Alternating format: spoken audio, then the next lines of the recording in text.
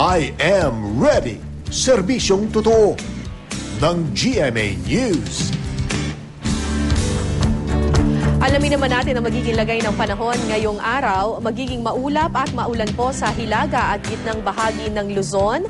Kabilang na po ang Metro Manila. Yan po ay dulot daw ng monsoon trough o yung kombinasyon ng hanging habagat at intertropical convergence zone.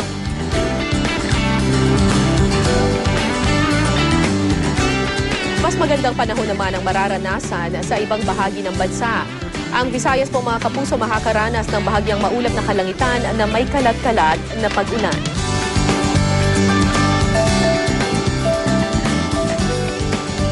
Narito naman ang magiging lagay ng panahon sa ilang pangunahing lungsod sa Mindanao.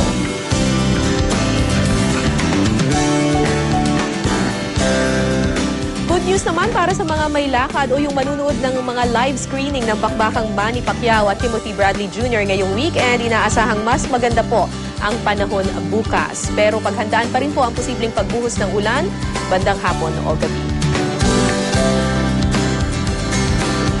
Ano man ang panahon, magplano, magsiguro at makibalita sa GMA Weather.